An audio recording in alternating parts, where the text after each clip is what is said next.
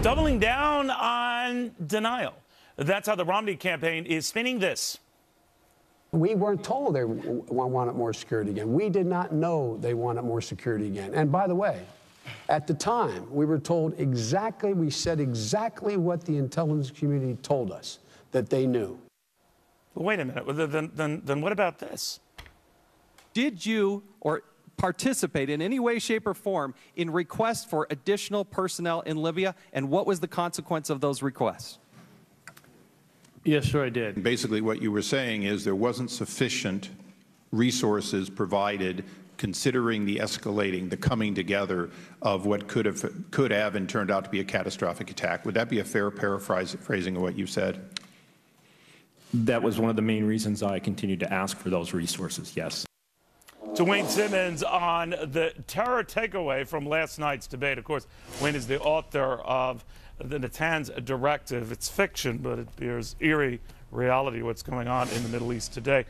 You know what's interesting here, Wayne? You have the vice president saying, well, no one warned us about this. No one seemed to be asking for beefed up security. The day after, security officials were confirming they had indeed been doing that. So who's on first here? Well, look, the vice president clearly was telling a lie last night. There's no other way to candy coat it. Remember, this is President Obama's war, meaning Libya. Libya is his war. He decided that he did not want Gaddafi. Gaddafi was a bad guy. Nobody's disagreeing with that.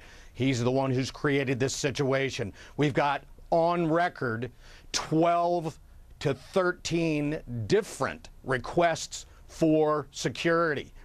So for the vice president to sit there, and oh, by the way, I think he's supposed to be our international specialist and guru. I think he looked pretty ignorant, pretty foolish. And oh, by the way, Neil, I would also ask, I would like to ask him personally, because these are my guys that got killed. This is my ambassador, and those were my SEALs and my Spec Ops guys that got killed. I'd want to know, Mr. Vice President, what did you find so funny last night that you sat there when Congressman Ryan tried to broach that subject with you? Wayne, what about this whole idea of just getting the information out there? The vice president kept saying, you know, there's an investigation going on, we're looking into this.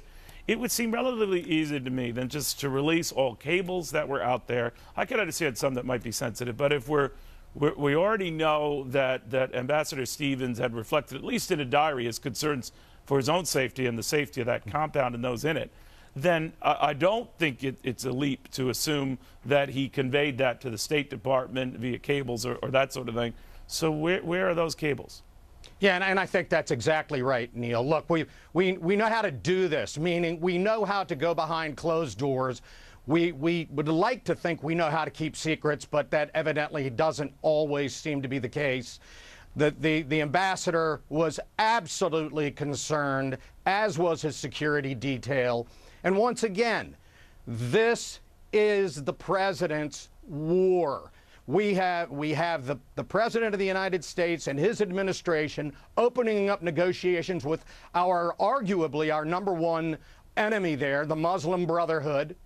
We have requests for security, which they will not give, yet our guys in Paris seem to get all of the security that they want. Well, they were blaming that on Republicans. They were blaming that on Republicans cutting the budget. What do you think of that? Yeah, of course it is. Of course it is. It's very easy to blame the Republicans. That is nonsense.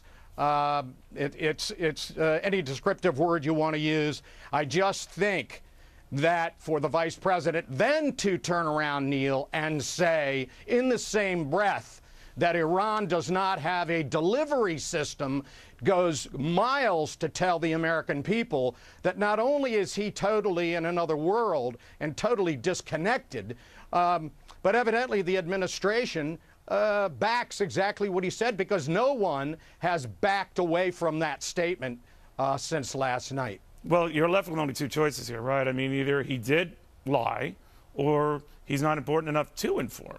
Either way, it is a damning indictment here. Wayne Simmons, thank you very much. The Natanz Directive is the book, a chilling parallel to what is going on in the Middle East. I urge you all to sobering Neil, wake-up thank call. you. Thank you, Wayne, very much.